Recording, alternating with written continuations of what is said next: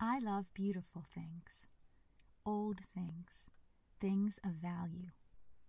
Objects which were made to stand the test of time, which were made to be inspirational, even in their usefulness. William Morris once said, "Have nothing in your house that you do not know to be useful or believe to be beautiful."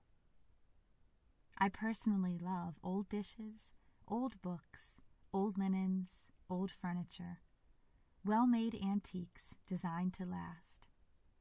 By purchasing antiques and bringing their beauty to life again through use, you are being an intelligent recycler. Even my piano is a completely restored 1927 Canabe, made in Baltimore at the height of the era of fine piano crafting, when manufacturing pianos was considered a work of art. They were made to be handed down through generations, just like this china in my collection. This is Shelley fine bone china, produced in England from 1860 to 1966. Many consider it the finest bone china in the world because the company used the highest percentage of ground bone in their china, making it very thin but very strong. When you hold a Shelley teacup in your hands, you will at once know you are holding something special. It is incredibly lightweight compared to other bone china teacups.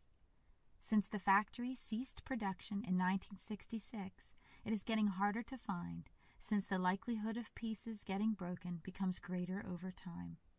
Also, there is a fixed number of pieces that are out there, since it is no longer being produced.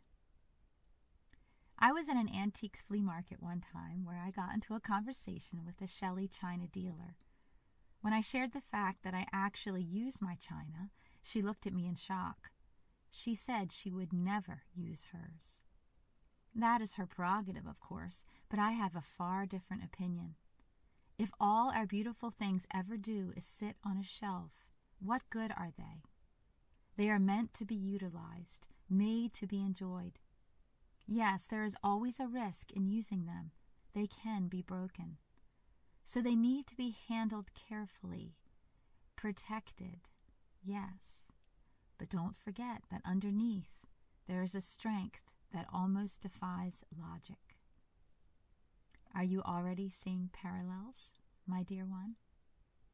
So today I wanted to record something for you, words which will help you see your value in this world, words to encourage and strengthen you today. I want you to see your worth and perhaps even make you smile. So how are we like this beautiful china? There are some similarities I've drawn between us and these lovely pieces of dinnerware. Number 1, this particular china has a very large bone ash content, which makes it incredibly durable. However, in somewhat of a paradox, the ash makes the china stronger by making it softer. Since it is not as brittle as, say, porcelain china, it is less likely to break and is more resilient. Fine bone china is lighter in composition and weight, giving it a very elegant appeal. And it's more expensive than porcelain china because of its beauty and detail in the manufacturing process. So, like this china, we are incredibly strong in our fragility, with a developed elegance and grace which others may find appealing. Appealing for a greater reason, of course. Number 2, fine bone china gives others a beautiful dining experience.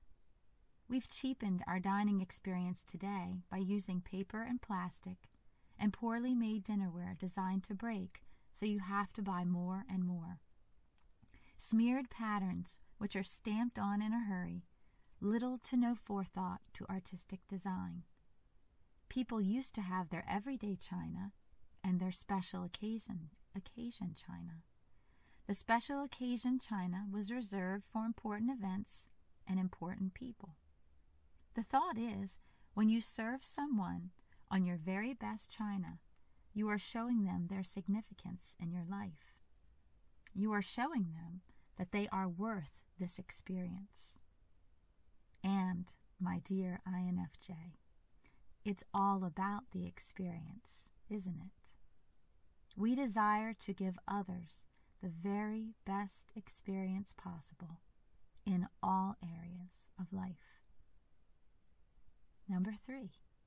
Many people believe that tea tastes best served from fine bone china cups. There are many theories floating around out there why this is so, and you can research them yourself. They're actually very interesting. When tea comes into contact with fine bone china, and you could look at people in our lives as the tea, the body of tea becomes enhanced. Its richness and width are increased. In another interesting note, since fine bone china has a high concentration of bone ash, calcium naturally exists in the china. When water and tea come into contact with this calcium, the body is enhanced. And we all know how important calcium is in our diets, as it is a bone strengthener, and bones form our frame as humans. In light of that, consider this proverb: gracious words are a honeycomb, sweet to the soul and healing to the bones. Be gracious in your words, my dear INFJ, gracious in truth. Our words taste good to others because of our kindness and tact. At our best, we expand others' richness and width with our emotional depths. Remember that. And in a special note to any INTJs who might be hearing my words, you are like these teacups. Kind of unusual, aren't they? Strong and dark on the outside, but the beauty lies inside, deep within your soul. So, my dear INFJ, you are like the beautiful fine bone china which graces this cupboard.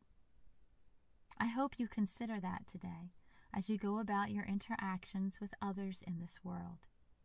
You are here for a reason, and it is a meaningful one.